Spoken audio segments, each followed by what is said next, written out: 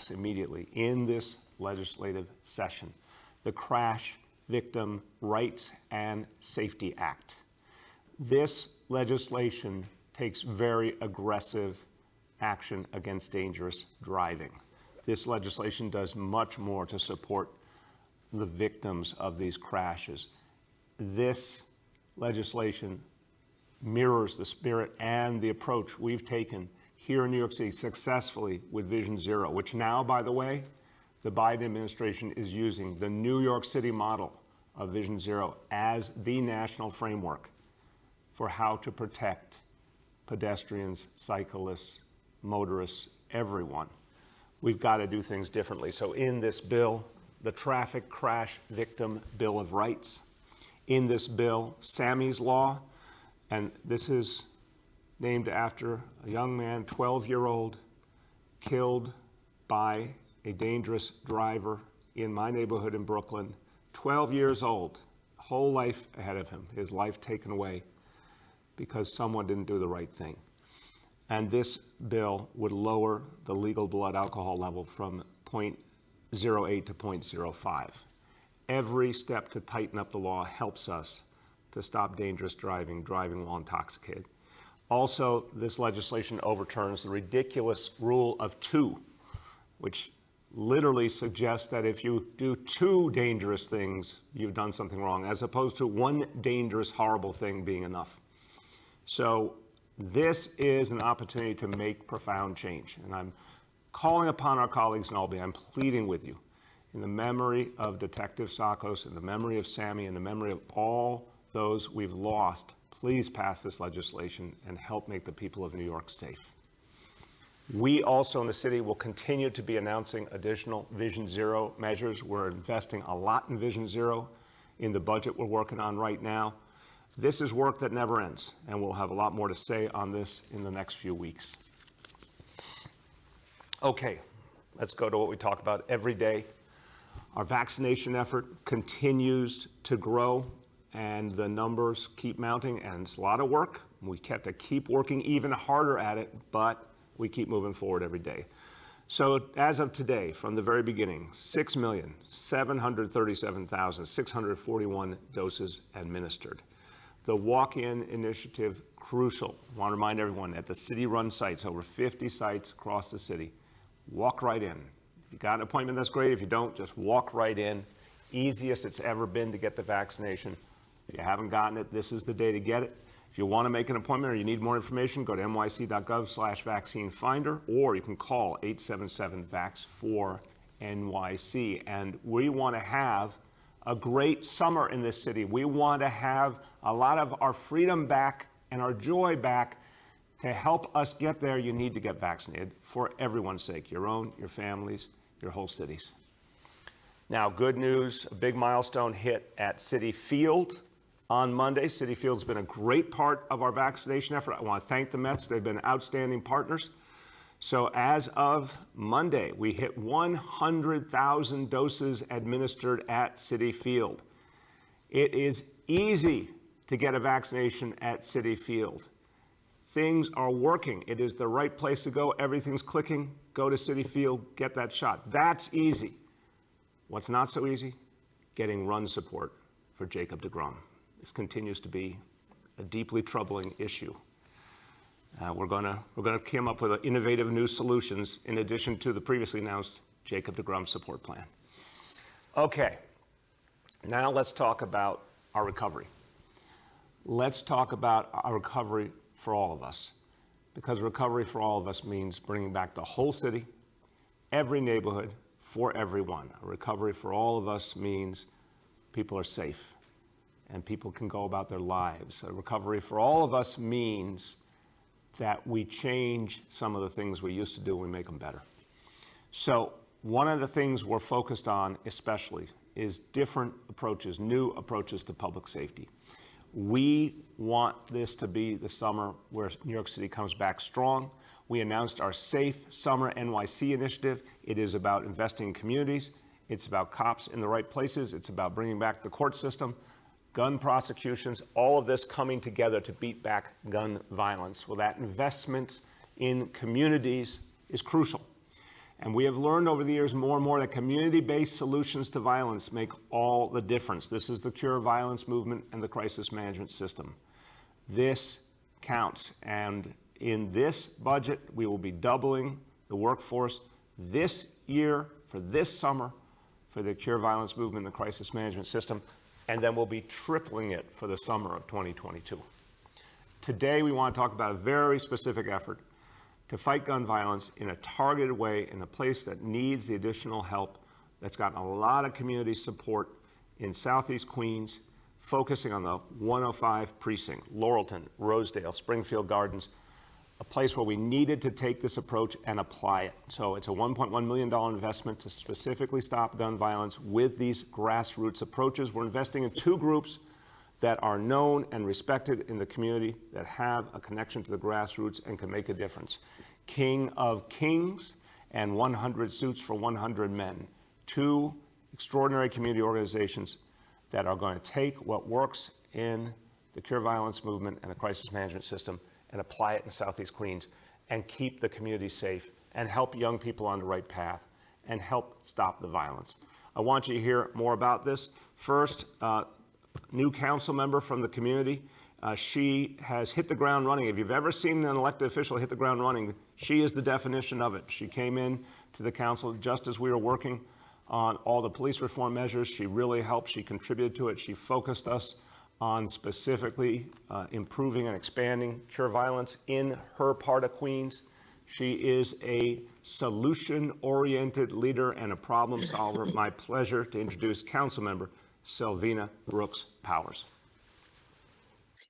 Good morning, and thank you so much, Mayor de Blasio, once again, continuing to invest in communities that have much need. And so first, I'd like to thank all of our Southeast Queens elected officials, clergy leaders, as well as our civic organizations for the work around combating gun violence in our community. It really has taken all of us working together, and the expansion of the Cure Violence CMS builds upon this collective effort from every corner of our community. For several years, we've had wonderful partners in Far Rockaway with Rock Safe Streets that, quite honestly, only covered a 10-block radius, but because of their commitment to the community, they have and continue to go above and beyond, responding to shootings across the peninsula in Redfern and Hamel houses, providing food distribution and much-needed job opportunities.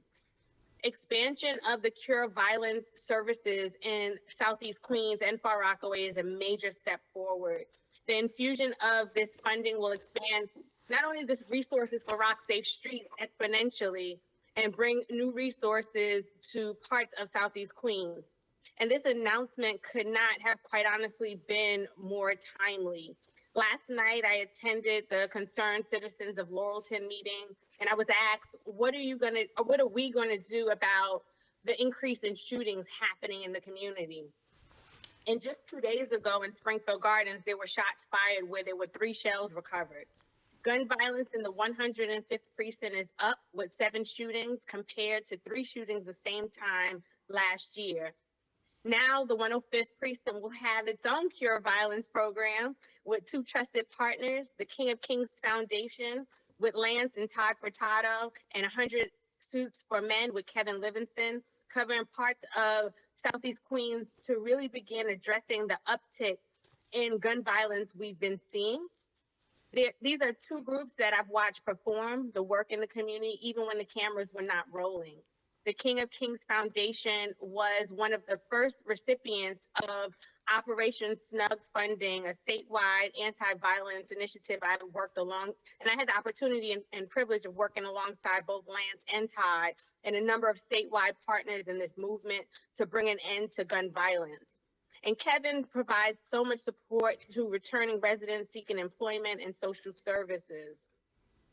Both organizations have done phenomenal work in the Southeast Queens communities, connecting those going down the wrong path to these critical services and literally changing the trajectory of their lives for the better.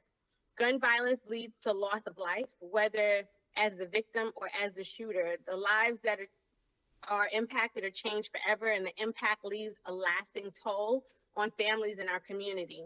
when we look to end gun violence, we have to look at the root causes, and the Cure Violence program provides a community-centric model to intervene and protect. And as the summer nears, we have to ensure our streets are safe and is safe for everyone. And this is a step towards what I hope will be and will provide for much safer streets for us all. So, Mr. Mayor, I thank you once again for prioritizing much needed resources for the Southeast Queens and Rockaway communities. So thank you so much. Thank you, Council Member, and thank you.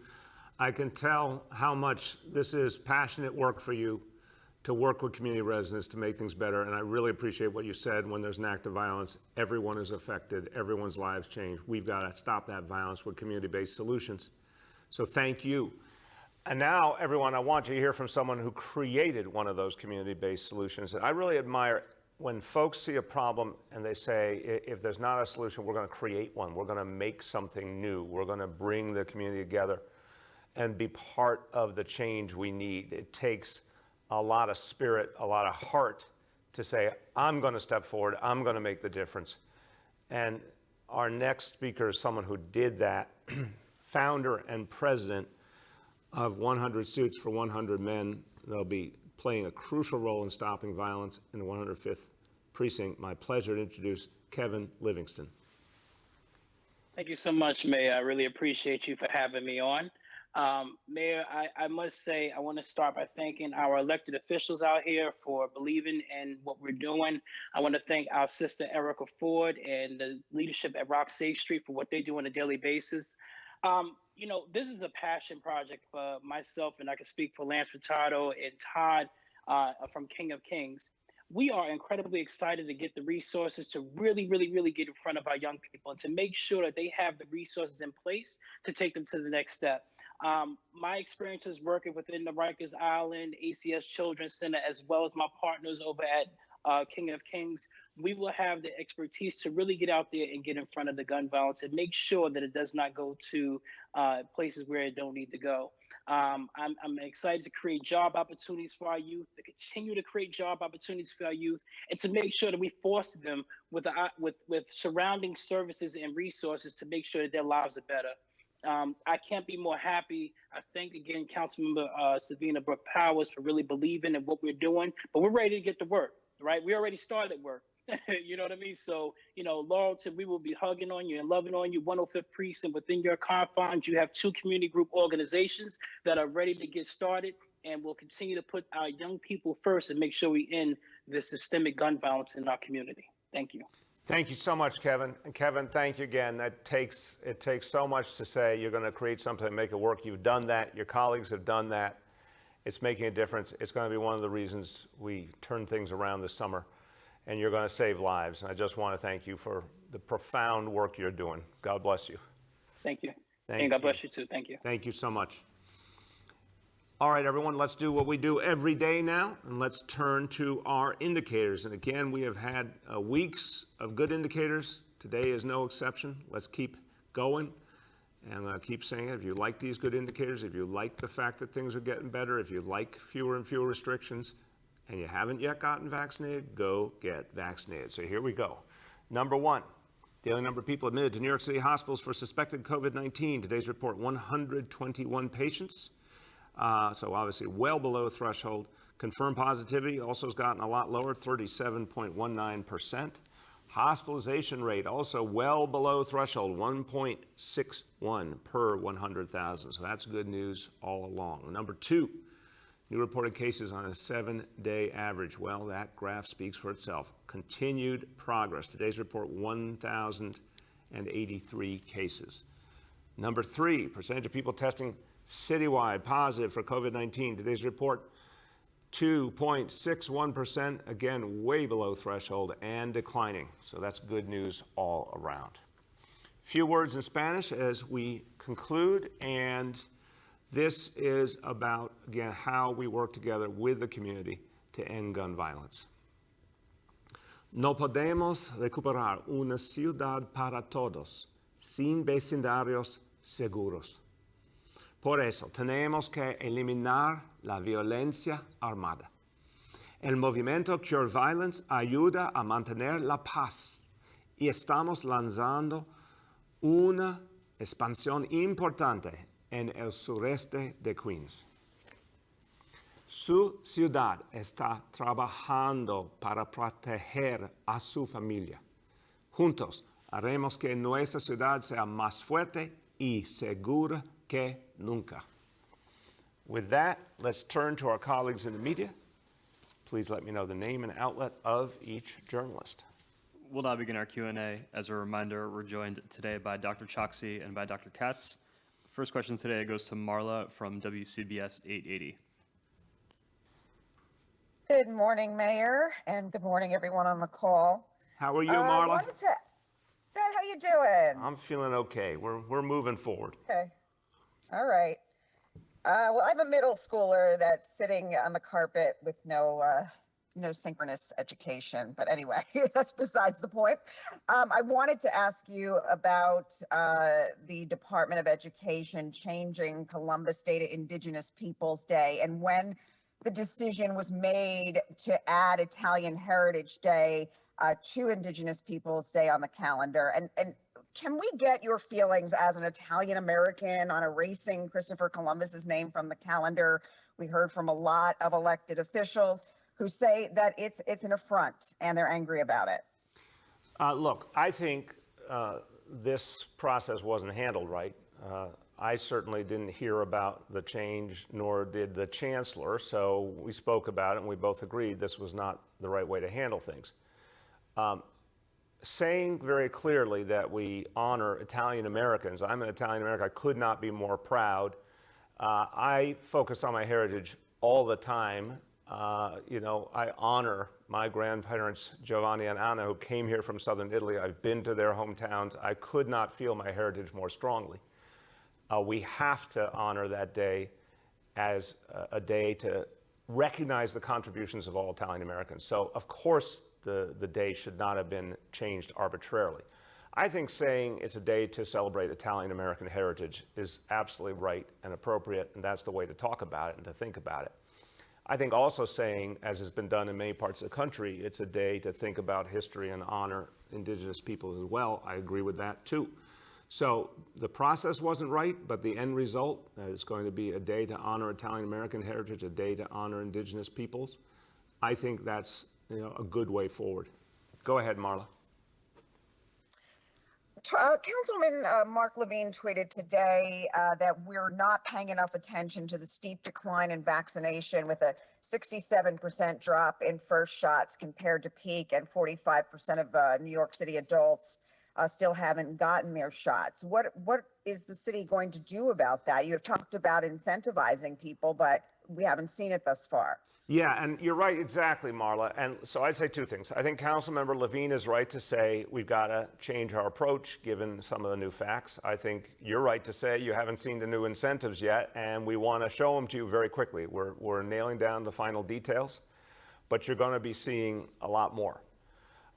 We know there's a lot of places where we could create really exciting opportunities. I mean, the other day, what we did with the Museum of Natural History is the shape of things to come. Folks are coming there, getting vaccinated under the blue whale, and then getting 4 free admissions to the museum.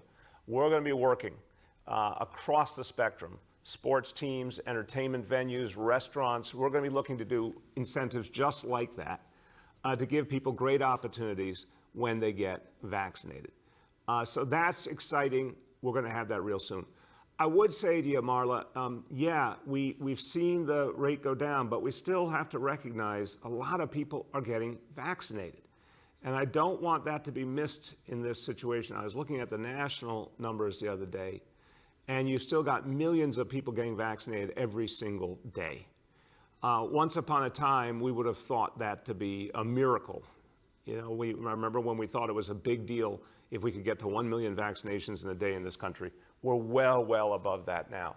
The same thing here. We now have places to get vaccinated all over the city. It's easy, it's fast, you can walk in, and lots of people are still taking advantage of it. But we're going to keep innovating so we can keep moving this forward. Every single additional person who gets vaccinated helps us. And one more thing, we're going to be doing a lot of work with doctors, with pediatricians, to encourage their patients. That direct contact with trusted healthcare providers is going to make a huge difference. The next is Michael Garland from the Daily News. Good morning, Mr. Mayor. Hey, Michael, how you been? I'm okay. Michael, you always sound doubting when you answer. What is that? Oh, God, it's a tough question sometimes. I wanted to ask you about Shelley Silver's release. Do you think that was the right thing to do? And what kind of message does that send, that he's getting out early after, what he was put in prison for? Yeah, look, Michael, I really think we have to put this in the past. I mean, let the courts decide that. People who have done things wrong have to suffer the consequences. It's up to the courts to decide what's right. I'm comfortable with that. Go ahead, Michael. Thanks. Also, do you have any updates? You talked about a few days back an investigation into these allegations against Scott Stringer, and yesterday we learned that a formal complaint was filed with the Attorney General. A source with the Attorney General's office last week said, they think the more appropriate options here would be the Department of Investigation or the city's Human Rights Commission. Have you heard from either of those agencies? Is there any agency on the city level that you know of that's going to be looking into this? Is there any update you could give us on that? My understanding is Department of Investigation did say publicly they did not think they had jurisdiction because he wasn't a city official at the time. I don't know about human rights. I think it's a fair question, and we can check on that. I thought Attorney General might be an appropriate venue, but again, I don't know the nuances. I still think there's time to get the facts out and the truth out, the full truth, whatever it is. The people deserve to know as much as possible, as independently as possible, as they make their judgment on the next mayor. I think that's the bottom line. The next is Aaron from Politico. Mr. Mayor, just wanted to get your reaction to Governor Cuomo announcing May 19th as the date that most restrictions will be lifted. Obviously, you had identified July 1st. So do you think the 19th is okay? Do you think it's too early? Do you have any concerns? And how do you think it's going to work under the model he's kind of put out of no capacity restrictions, but you still have to do social distancing? Aaron, look, I think what the city announced, July 1st, full reopening, makes all the sense in the world because it gives us some more time to keep an eye on the trends. It gives us more time to get people vaccinated as we originally planned through the end of June. It's also a full reopening. That's what I'm talking about, a reopening with very, very few restrictions. What the governor's put forward we'll work with is the bottom line. It's obviously different things in different phases. We'll work with it, but we'll keep an eye on it. We'll keep an eye to make sure that the data and the science tells us everything's okay. I mean, that's the bottom line. That's why we go over these indicators every day. And if we see something wrong, we'll talk about what needs to be done to make the adjustment. But, hopefully all these plans lead us to the exact same place, a fully reopened New York City this summer. And I really do think we're poised for an extraordinary summer in this city of just a huge amount of activity and the city coming back to life. And I'm very, very excited about that. Go ahead, Aaron. Okay, thanks. And then I can probably guess the answer to this, but did he consult you on this decision at all? Aaron, I know you'll be shocked and amazed. I hope you're sitting down. No, he didn't. Go ahead. The next is Odalis from Telemundo. Good morning, Mayor. Hey, Odalis, how are you? Nice talking to you today, Mayor. I wanted to talk about immigration and the border. As more migrants, kids in this case, are crossing to come to the United States, is Biden administration have reached out to the city to be able to accommodate some of these children until they're reunited with relatives? Odalis, I don't have all the details for you. I can tell you that our broad message to the Biden team is we think it's so important to keep families together, and it's so important to avoid the mistakes made by the Trump administration, where families were separated, kids were sent all over. Sometimes they weren't reunited. So we'll work with them in every way, but I think we need a very different approach than what was used in the past. Go ahead, Odalis. Thank you. Vaccination is going well, but the numbers are showing sort of like a slowdown of the people going to get the first shot. What more can the city do to encourage people to get vaccinated? Connecticut, in this case, is doing an amazing job. Also the city, but we need to encourage more people, especially in those counties that are much needed. Yes, Odalis, you're right. Look, I think we should be proud of where we are. We've got a huge number of vaccinations that have been done, and very successfully. The process has worked. The team has done a great job. All those wonderful vaccinators out there, I want to thank them again. It's been very safe. We've seen just a great track record. And if you talk about people who've gotten at least one dose, we're almost 74% on the way to our 5 million person goal. And overwhelmingly, people get one dose, do come back to get a second dose. So there are actually some very good facts here. But Odalis, you're right, we gotta do more. I think this is gonna be about focusing on the doctors and pediatricians, reaching out more consistently to their patients. Let's face it, no voice is more important to people than the doctor they trust. For a parent, the pediatrician's voice is so important. I think more of that contact, getting that encouragement will make a difference. Definitely more incentives, and we're going to say a lot more about that in the next few days. A lot of exciting incentives. And I think continuing to educate people. And also, I think we're going to hear news in the next days confirming that hundreds of thousands of more people are now going to be eligible. Kids 12 to 15, I think, are going to be eligible very soon. That's a whole nother audience we need to reach. So I think if you put all those pieces together, we really get somewhere. The next is Yoav from the city. Hi, Mr. Mayor. I just wanted to clarify on the change of the Columbus Day holiday name. You said the chancellor wasn't aware of it either. How did that announcement get made without the chancellor's input? Yeah, again, Yoav, we've got obviously a huge operation. And in that operation, there's a lot of different elements. So the fact that a calendar naming didn't come to her attention or my attention, on one hand, doesn't surprise me. But it was not the right thing to do. We needed to hear about it, and we needed to make sure it was right. The original idea wasn't sufficient, and we addressed that. Go ahead, Yoav. Somewhat relatedly, one of the few action items that came out of your statute review committee back in 2018 was a decision to add some markers to the Columbus statue at Columbus Circle, and also to commission a monument honoring Native Americans, most likely to be placed in Central Park. It's been 3 years. What's the status of that, and why is that taking so long? Good question. Obviously, the last year plus everything's been thrown off by the pandemic, but I think it's a fair question. Let me get you an update right away on where all those pieces stand. We do, in everything we do, I think the Monuments Commission did really important work, really hard work, and their idea was strike a balance in all things and show the different perspectives on history. So we want to follow through on that. We'll get you an update right away.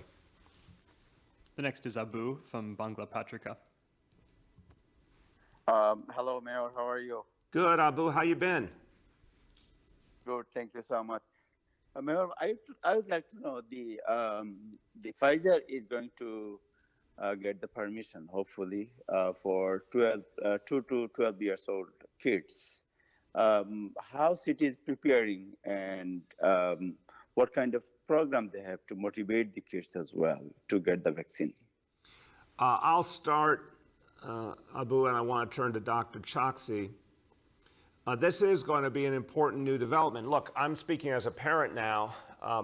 If my kids were in that age range, that 12 to 15 age range, and the news came through that they could get a Pfizer vaccine, the second it was approved, I'd be at one of those vaccination centers with my child to get them protected. I think a lot of parents are going to react that way. But I do think there's also a lot of questions people have, a lot we have to do. We have to work closely with pediatricians in particular. I think that's going to make the biggest difference. Dr. Choksi, why don't you talk about that initiative? Yes, sir. Thank you. We have a three-pronged plan that is ready to go as soon as we hear about the green light from the FDA and the CDC with respect to using Pfizer for 12 to 15-year-olds. The first part of it is leveraging our existing infrastructure, the clinics, the hospitals that already have Pfizer, to make sure that they're prepared for some of the special considerations for that younger age group, particularly the consent requirements associated with it. The second part of the plan is to work very actively with pediatricians who may not be currently part of our vaccination efforts, but who will be critically important to have these conversations with parents and get adolescents vaccinated as well. And the third part is very importantly working with our colleagues in the Department of Education to ensure that we're communicating through schools with parents in the mechanisms and the avenues, that they're already aware of. The final thing that I'll say, if I understood your question correctly, Abu, you were also asking about the 2 to 12 year age range. And Pfizer did indicate yesterday that they're planning to submit results from that later on in the summer, and it could be authorized for use in children younger than 12 as soon as September of this year. So we'll of course have to follow all of that out and see the data ourselves, but that's certainly a very promising development for later in 2021. Thank you, Dave. Go ahead, Abu. Second question is the same kind. Is this vaccine will be same like for the adult, or it will be a different kind of vaccine for kids? I'm going to turn back to Dr. Choksi. My understanding is it's the exact same vaccine, same approach, but Dr. Choksi, you can explain. That's exactly right. It's the same vaccine for adults and for children. Excellent. We have time for two more for today. The next is Dave Carlin from WCBS. Hey, Mayor. Hey, Dave, how you doing? I'm real good. I have a question for you about what we're seeing on West 36th Street and at some other hotels in the Times Square area, and they appear to be real busy cleaning and renovating. And now we're being told that this is because removing the homeless from them appears to be imminent. Now, is that the case? Dave, I don't know that particular hotel you're referring to. I can tell you, I've said for a long time, as the situation improves and we have less and less of an issue with COVID, of course we intend to return folks who remain homeless back to shelters where they can get the best support. That's been the plan from day one. So we'll have more to say on that when the right moment comes. But unquestionably, that will happen sooner rather than later because that's been the plan all along. Go ahead, Dave. If there's any kind of threshold or schedule for that, because we appreciate that you've said soon, eventually. Is there any kind of idea that it comes within weeks, months? Well, it's definitely connected, Dave. It's connected to the healthcare situation overall. Obviously, we're looking for the sign off of the health department and Dr. Choksi. We're looking at any appropriate federal and state guidance we have to align to. I think the bottom line is, as more and more people get vaccinated, as COVID is pushed back, we're getting close to that point where we can act. But we've got to get all the different pieces together. So we will certainly be talking about it, Dave. I think if part of your question is, are we going to talk about it when the time comes and be open and transparent? Of course. But we're not at that point just yet. I do think it's coming soon. By definition, as I said, if we're looking at July 1st as a time for a full reopening, we expect a lot of things to be acted on by that time. Last question for today goes to Gersh from Streets Blog. Hello, Mayor. How are you? Gersh, I'm doing well. How are you today? I'm living the dream. My son is in remote learning, so he's learning nothing. But that's fine. We can talk about that some other time. You know, Gersh, you do have a penchant for the soundbite. Well, I'm the last call today, and everybody's hung up, so we can just talk like gentlemen. Yes. Anyway, Mr. Mayor. Go ahead. Mr. Mayor, just as in other calls, just as in other press conferences, there have been discussions of shootings around the city and what you intend to do about them. But as you well know from your 7-year Vision Zero campaign, there are far more injuries caused by car drivers than by gunmen. Roughly 140 New Yorkers are injured every day by car drivers. And your call for state legislation is a part of the solution, no question about that.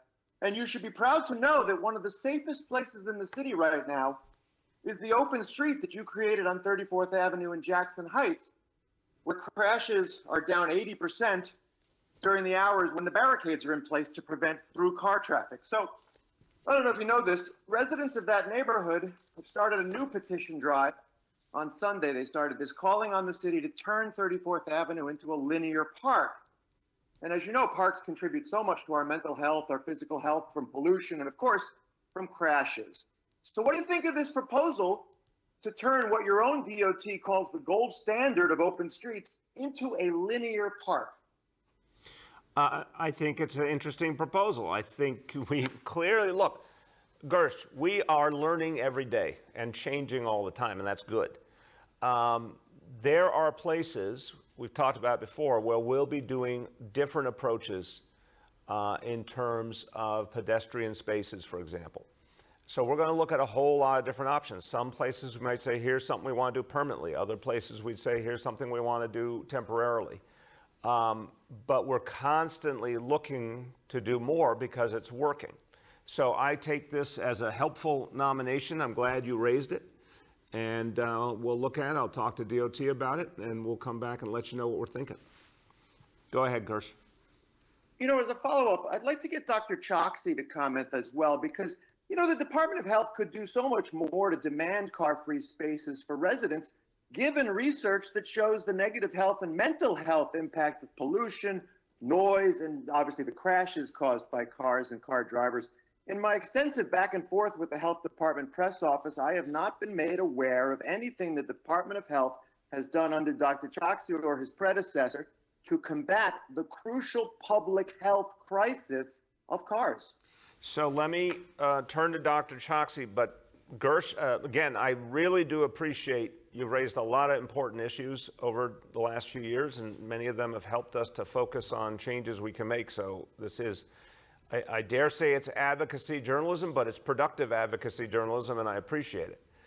I would say at the same time, Health Department has been part of the most fundamental change we've made, which is Vision Zero. And I really want to come back to this. This city decided to do something that almost no place else in America did. Said we're reorienting our entire strategy, and it has worked, and we're going to go a lot deeper with it, and now it's become the national template. So I do think the fact that this city was moving in a very forceful direction to change the reality of street safety is something the Health Department saw and liked and approved of, and it did not happen before we came along. With that, I turn to Dr. Choksi. Thank you, Mr. Mayor, and I think that's exactly right. There has been so much that has been done by the administration to ensure that the way that we think about the spaces and the places where we are evolving, our transportation infrastructure, do so with health in mind. We serve as a key technical partner for the Department of Transportation in a number of different avenues, to actually do that. We study the impact of noise on health. We think about the ways in which the built infrastructure, can contribute to health outcomes. And I'm grateful that you pointed out that this is not just about physical health, but about mental health as well. And I do think that we have an opportunity to carry that forward as we emerge from the pandemic. So I'd be happy to speak with you more about that, Gersh. Thank you so much, Dave. Hey, as we conclude, everyone, look, this comes back to a crucial point. We all together innovated open streets, innovated open restaurants. We now are putting the pieces in place for an extraordinary summer in the streets of New York City. It's going to be, I think, greater than anything we've ever seen before, because it's going to combine so many wonderful new outdoor activities, opportunities, but also people feeling that camaraderie, that sense that we're coming back together. We're creating a recovery for all of us together. Everyone is going to be a part of the comeback story of New York City. Again, you want to do something right now to make sure it's going to be an amazing summer, go out and get vaccinated, because we all deserve the greatest summer ever in New York City, and you can help to make it happen. Thank you, everybody.